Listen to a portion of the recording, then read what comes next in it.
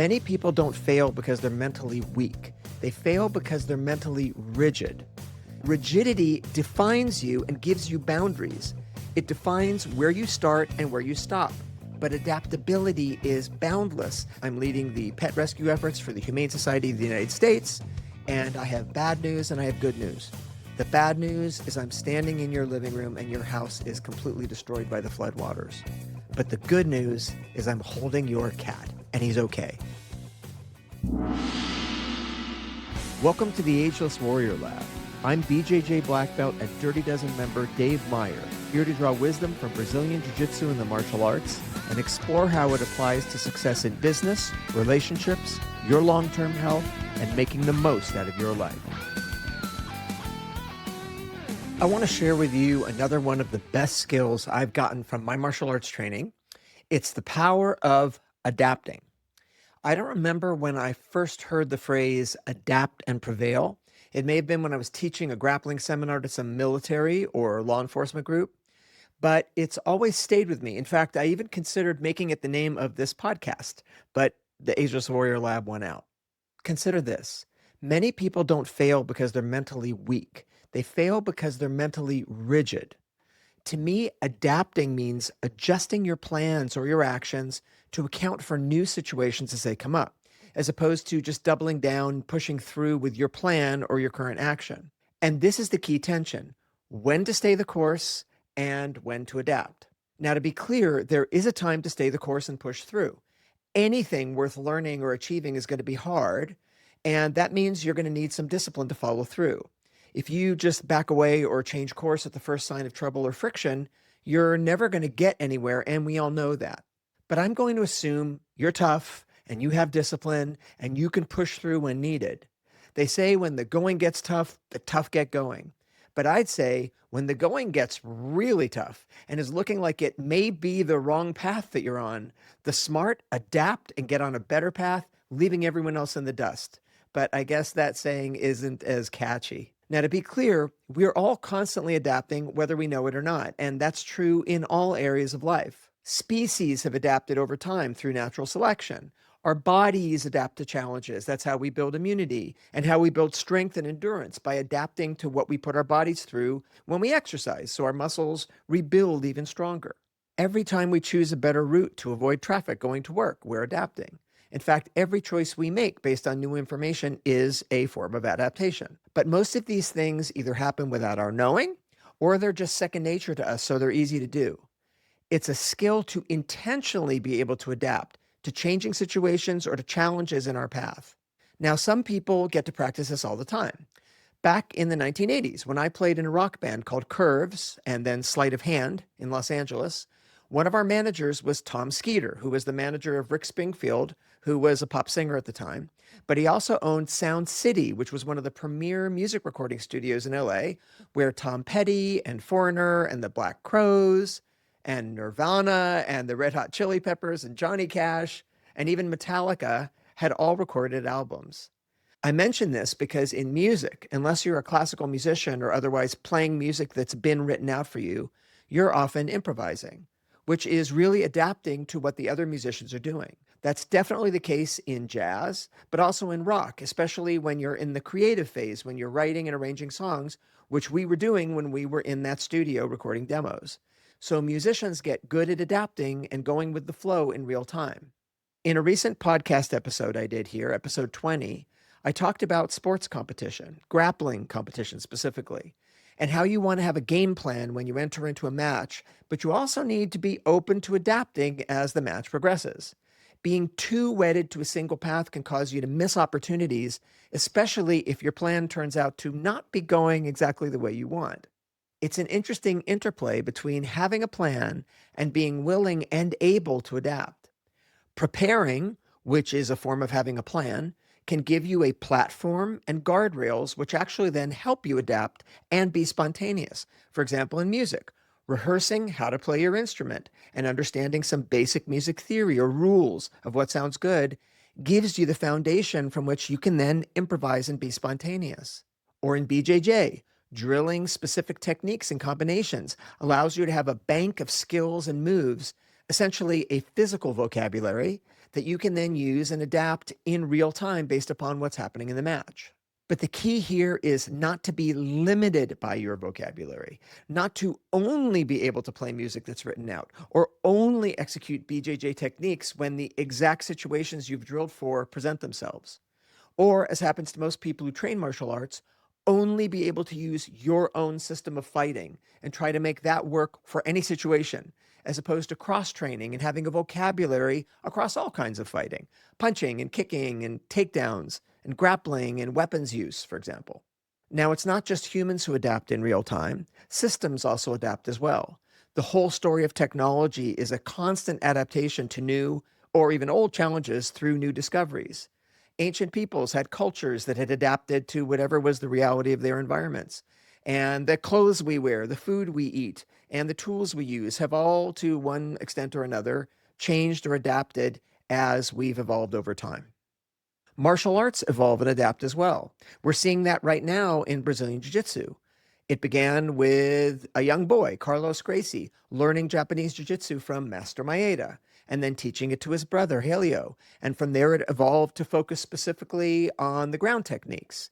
And it was practiced both as no rules actual fighting art, although, to be honest, there were always a couple of rules like no weapons or only one opponent, and then also as a sport practiced without strikes. And all this gave birth to the UFC, which began with people who trained in a single fighting art, could be BJJ or boxing or karate, each fighting each other using that one art. And then that's evolved into what we see today, which we call mixed martial arts. All of this is a process of evolving and adapting.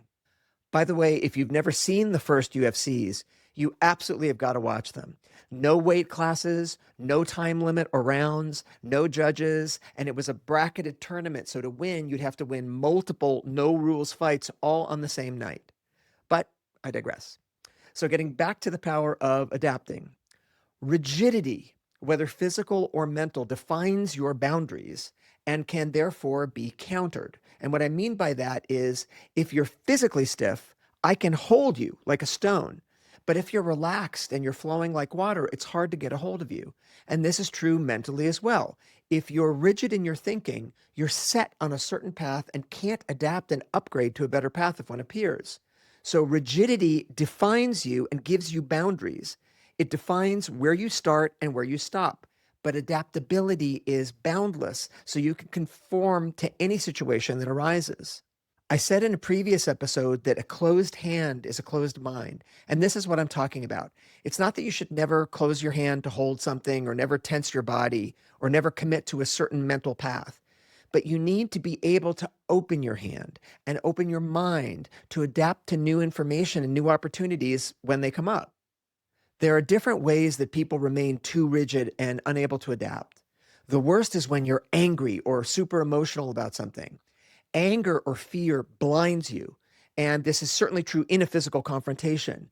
You lose your higher motor skills and revert to basic instincts and gross movements that can be powerful, but they're very predictable and can be used against you.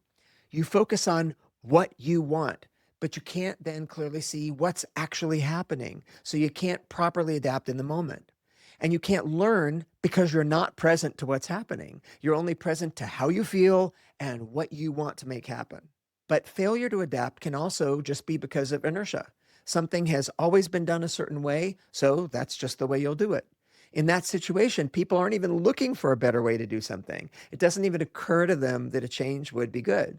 Henry Ford, who invented the assembly line, which allowed for mass production of cars, famously said, "If I had asked people what they wanted, they would have said faster horses," meaning people weren't thinking in terms of true innovation. The willingness to adapt leads to creativity, and the need to adapt is what often leads to innovation. I've told some stories in recent episodes of things that happened back in 2005 when I was co-leading the pet rescue efforts in New Orleans after Hurricane Katrina, after the city had been evacuated and flooded, and tens of thousands of family pets were left stranded and starving in locked homes. We had set up a toll-free number for people to call and tell us what pets they left behind so we could try to rescue and ultimately reunite them. Now, this was really hard because people would be calling from payphones and government shelters 5 hours away in Houston. And then we'd have volunteers writing the reports into spreadsheets. And then we'd have our volunteer rescuers going out and trying to find these various addresses and rescue the pets the next day, trying to hit as many houses as they could while there was daylight, but wasting so much time just trying to find things on the maps. None of us were from New Orleans, so it was a painfully slow process using these large paper maps, trying to locate the addresses and then showing the map to a rescuer who'd be working in that area. And this process just wasn't working well, and I wanted us to find a way to adapt. Now, this was before smartphones, and our only internet connection was this single phone line in our main trailer. Google Maps didn't exist yet, but there was this one website that some people might remember called MapQuest, and it had been around for a few years, and I got the idea to call their offices and explain that we had this spreadsheet with a list of hundreds of addresses and information about stranded pets, and I asked if there was some way I could email them the spreadsheet and have them put the addresses as pins on maps that we could then print and actually hand to the rescuers. And within a day, they did something even better. They gave us a private web link that we could log into each night, upload the most updated version of our spreadsheet, and then all of the locations with pets and their info would appear as pins on these pages. So with the push of a few buttons at the end of each night, we could have customized maps with pins on them ready to hand to rescuers before the break of dawn the next day, and they were heading into the city. And then the rescuers could plan out the most logical route to check out all the pins and see if there were still pets there alive for us to rescue. The other idea that came to me was, as we had been going out searching for dogs and cats, driving down streets, we would often hear dogs that were trapped in homes barking. And so we would enter those homes and we could save the dogs, and maybe there might be a cat present, but we never heard cats. So it was possible, and even really likely, that we had walked or driven right past houses and apartments with trapped and starving cats that we didn't even know were there. We may have already rescued many of the dogs that were being reported because we might have heard them and found them as we were doing our rounds through the city looking for pets to rescue. So on the first day we printed these maps, I told the rescuers to prioritize the pins that had cats and go there first. And what's more, prioritize the ones that were in apartment buildings. I figured if the apartment building allowed pets and we knew at least one cat was stranded there, we could kick open every door in the building quickly and find even more stranded cats. And on that day, I also went into the city to test my theory. I went to a part of New Orleans where the floodwaters had risen above the roofs of single-story houses, but where I knew there were some two-story houses, and I saw a pin on one of the maps for a cat that was left in that area. So I figured if it was a two-story house, the cat would have gone upstairs when the house flooded and might still be alive. Right as I drove up to the house, I saw it was two stories, and I got a call on my cell from another rescuer in an apartment building. He said, bingo, we hit the jackpot. And with the aid of the pins on the maps and the idea to go to apartment buildings, he was filling up carriers with cats who hadn't eaten or drunk in weeks. I then walked up to the door of this house I was at and tapped on the window, and there, through the dirty double-paned glass, I could see, but I couldn't hear, a little cat looking at me with these sad eyes. I tapped again on the glass to keep the cat's attention, and then I ran to another window and broke through it. I didn't want the glass of me breaking in to hit the cat.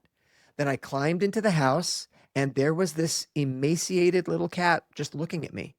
I picked the little guy up and put him right into a carrier, and then I called the phone number next to the pin printed on the map, and I remember saying, "Hello, my name is Dave Meyer. I'm leading the pet rescue efforts for the Humane Society of the United States, and I have bad news and I have good news. The bad news is I'm standing in your living room and your house is completely destroyed by the floodwaters. But the good news is I'm holding your cat, and he's okay."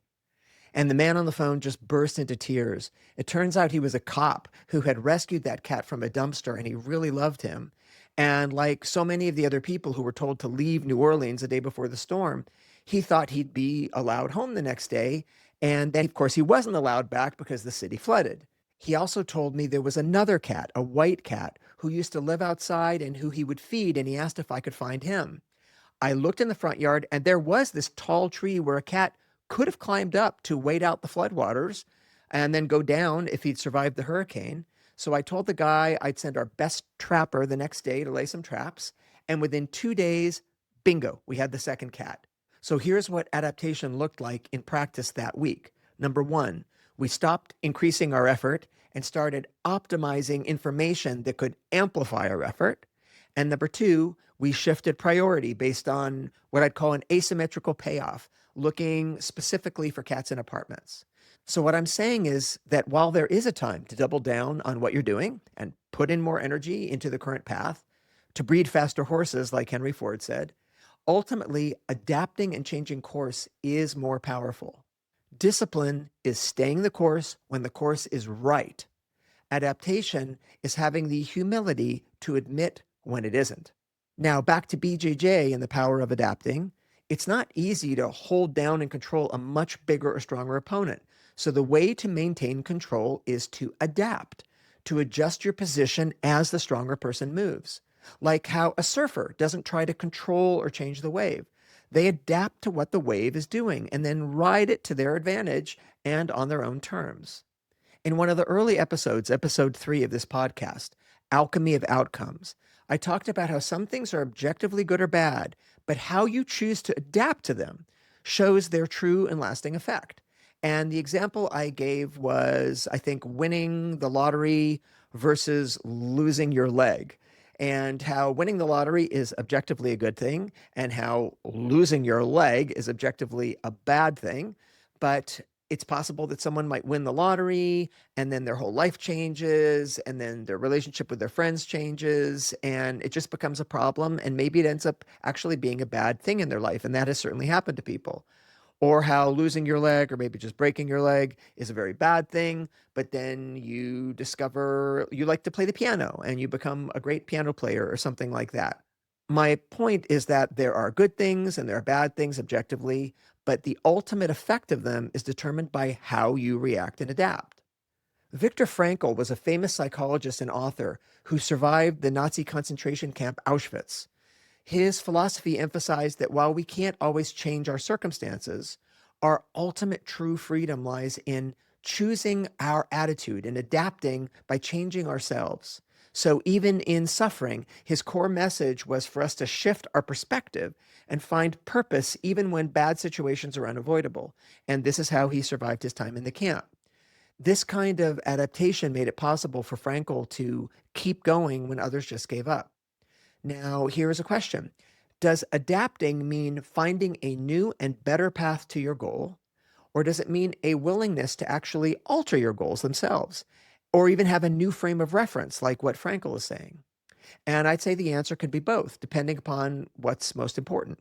If you have a goal that isn't going to change, like we got to win this war, or win the competition, or I want to live a meaningful life, then you can be clear on that goal, but you should be willing to adapt as needed what you're doing to get there. So there's a balance between intent and adaptiveness.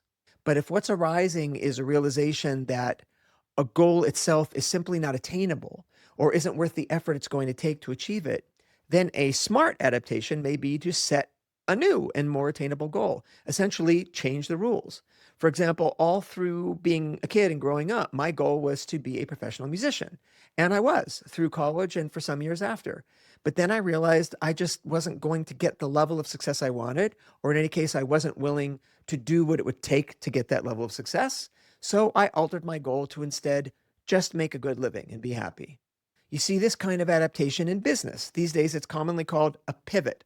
That term was actually coined by a friend of mine, Ries, in his book, The Lean Startup.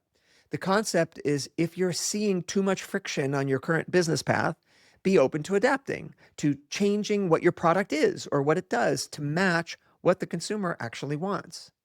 There are tons of famous examples of companies that adapted to new realities like this and pivoted. Starbucks was originally a coffee beans and machine B2B company, business to business. Netflix was, you might recall, a mail order DVD service. Shopify was an online store for snowboards. Sony was a rice cooker company. And it goes on and on. Instagram was a location check-in app. Twitter was a podcast discovery app. And YouTube was a video dating site. It's endless. And every one of these companies did the same thing. They stopped protecting their original idea in the face of new information, and they adapted and they remained focused on the actual outcome they wanted, which was to create a successful business. So just because we don't get what we set out to do doesn't mean that what we eventually get won't be even better if we can just adapt along the way. It all comes down to your point of view. For example, a weed is just a word we use for a plant that we don't want, right? A side effect is just an effect that we didn't want. A byproduct is the product that we weren't trying to make. So weeds, side effects, and byproducts all seem like they're bad things, but that doesn't actually need to be true. They might actually be the thing we should want if we were only willing to adapt and see it. My point is to take advantage of the power of adapting and don't just focus on what you want to the exclusion of remaining relaxed and even playful sometimes just to see what arises. The most practical martial arts all converge on this same principle. Styles of fighting matter, but adaptability matters more. A martial artist famous for adapting was, of course, Bruce Lee. Now, he died when I was 11 years old, and I never had the chance to meet him personally, but I know people who trained with him and knew him well. Dan Inosanto, James DeMille, Professor Wally J., and others. And they all saw the development of Bruce's style, which he called Jeet Kune, which means the way of intercepting fist. In his book, The Tao of Jeet Kune, Bruce famously wrote, absorb what is useful, discard what's not, and add what's uniquely your own. And what he's saying is be willing to use your best abilities to adapt what you learn and make it work for you. Bruce was always looking for what was new and better to keep adapting his fighting style. That willingness to adapt and innovate was shared by Professor Wally J., who I mentioned. Wally is the founder of Small Circle Jiu-Jitsu and was a close friend of mine for many years until he passed away, including awarding me an honorary 4th-degree black belt in Danzanryu Jiu-Jitsu, his original style. One of the things that Wally would say was, you can't win World War III using World War II weapons. And his point was that things can improve over time, and you always need to seek out the current best fighting styles and approaches to make them your own. He was, of course, very supportive of my personal pivot into Brazilian Jiu-Jitsu. So let's look a little deeper into what we can learn from martial arts about the importance of adapting. In fighting, there's a time to attack and make the first move, for example, in a competition, or just in any confrontation to make sure you gain a quick advantage from which your opponent can't recover. But there's also a time to lay back and counterattack, to see what's coming and have better reactions rather than trying to impose your will. So to counterpunch. Part of being willing to get into the fray of a fight, or as we say in BJJ, go into the deep end with someone where things are less controlled and are more chaotic, is to practice countering something bad that's happening rather than always preventing it.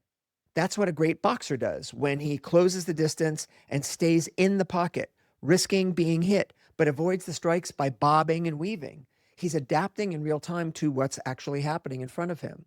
Or in BJJ, when we're facing someone on their back who's using their legs to attack us, which we call being in their guard, and we allow the person to try to off-balance us, which we call a sweep, but we don't accept the outcome of being turned over.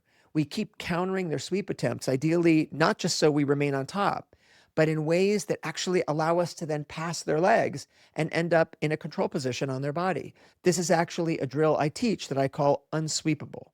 So when you're willing to expose yourself to problems, to train your ability to adapt in real time, you get good at turning things around in ways that people don't expect. Bobbing and weaving opens up a chance for you to land an uppercut. Being unsweepable opens up a chance for you to pass the guard. And once you get good at this kind of adaptation intentionally, it gets easier to adapt even when you hadn't planned on needing to do it. It allows you to correct your mistakes even as they happen and potentially capitalize on them. In BJJ and in life, just as Winston Churchill said, never let a good crisis go to waste. In fact, if you've gotten good at adapting, you can intentionally let yourself make what appears to be a big mistake and trust that you'll make it work out for you. I have a good friend and training partner, David Mitchell, who's a BJJ black belt, who you will soon meet on this podcast, who is an amazing competitor, and his whole world is creating chaos because he knows that if he can create a chaotic situation, his skills to adapt will likely allow him to beat the opponent. Most people aren't that comfortable in chaos. Now, being open to and skilled at adapting doesn't always mean you'll be able to turn things around to your instant advantage, but sometimes it lets you see early, at least, when something is deteriorating so you can avoid the worst outcome. My buddy and BJJ Coral Belt, John Will, said to me years ago that on the Titanic, the white and blue belts would have been playing music and clutching the railing of the ship as it sank, but the black belts would have seen the iceberg coming long before and would have been long gone on lifeboats before the boat hit the iceberg. He was talking about knowing when you're losing a control position in BJJ and bailing out on it or switching to something else, right? Knowing when to adapt. This makes 2 points for me.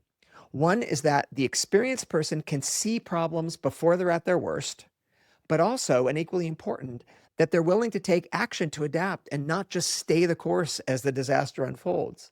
I always try to remain open to adapting, both on and off the mat. Even in the way I train BJJ now, I've had to adapt over the years. I'm 63 years old, and with all the mileage that I put on my joints, I need a lot longer to warm up, for example. I'm not instantly able to go from 0 to 100% explosiveness in my training like I used to for most of my life. In fact, I joke with my wife, if we're ever accosted on the street, I'll just ask the guy if he can come back in 10 minutes so I can warm up. I also have to wear knee pads whenever I'm training. I have to tape up all my joints in various ways. I actually tried to get a sponsorship from a sports tape company, but I'm still working on that one. So we all have to find ways to adapt to get what we want in life.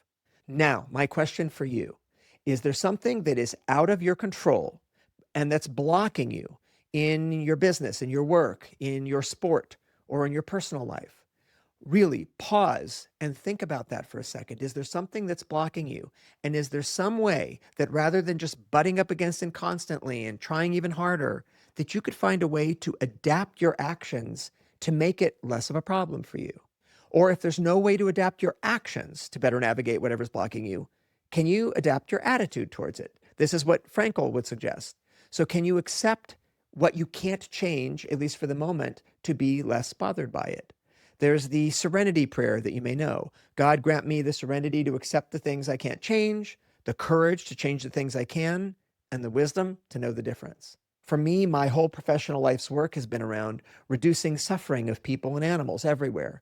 And that is a big goal. So I often have to remind myself to just observe and accept reality as it is in this moment, even as you work to change what you think needs to be changed. That's its own form of mental adaptation. I'll leave you with one more personal story.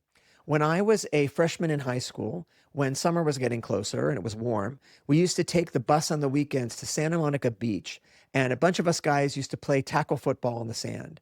And one day, some of the school's seniors who were on the football team were hanging out near us at the beach, and they joined into our game. And this caused some of the female cheerleaders who were at the beach with them to come watch us, which is something that never happened to me and my friends. And I felt some pressure. And these guys were much bigger than us, and they were actual football players. And we divided onto teams, and the score was tied, and it was getting late. So we decided to have just one more play before we ended the game. My team was on defense, and sure enough, the other team's quarterback handed the ball to our high school football team's star running back, and this guy was much bigger than me and way stronger than me, and he was charging on the sand directly at me. And the thought flashed through my head, if I try to tackle him like this with no pads on, I'm probably going to be the one who gets hurt. But if I avoid him and let him pass me, I'll look wimpy to all my friends, and most importantly, to these pretty girl cheerleaders. But the instant before he hit me, my martial arts instinct to adapt kicked in, and with no forethought or planning, I dropped right to my knees into this tight ball as he thought he was going to plow through me, and this made him trip over me and fly forward, and he face planted into the sand. We both got up, and his face was just completely covered with sand, and I was concerned, oh shoot, he's going to be mad. But he just looked at me and said, good play, man. I thought you might do that. And one of the cheerleaders also walked past and said, good play. Chalk up one for the power of adapting. So adapting at the right time is good. Good on the mat and good in life. Adapting your actions or even your attitude to deal with the reality that you're seeing on the ground. Stay the course when you still have a line of sight to success, but be willing to go with the flow when things are taking a bad turn, or at least to adapt your attitude to what you can't control. And remember, change is the tide that's always moving everything, whether you can see it or not. So when a change in your approach is needed, be willing to ride with the change. Be like a surfer, surfing in the direction of your goals. And remember, there is a reason a mistake happened in the first place, and it'll likely happen again unless you change something. You can't do the same things and expect different results. You need to adapt. Or, as Dan Millman says, we keep on getting what we've been getting when we keep on doing what we've been doing. He also says that good ideas tend to find their way into open minds. So keep an open mind and be willing to adapt. You might even then notice an unexpected softball the universe is tossing your way that you hadn't even seen before that you can hit out of the park. Adapt and prevail, my friends. Adapt and prevail. Share with me your thoughts on adapting. I'd love to hear them. When you adapt, when you don't, any story you want to share. You can leave comments, and please give us a like and subscribe to the channel on YouTube. Happy New Year. And I will be back next week with more lessons from the lab. And in the meantime, keep developing your strengths, your wisdom, and go out and do good in the world.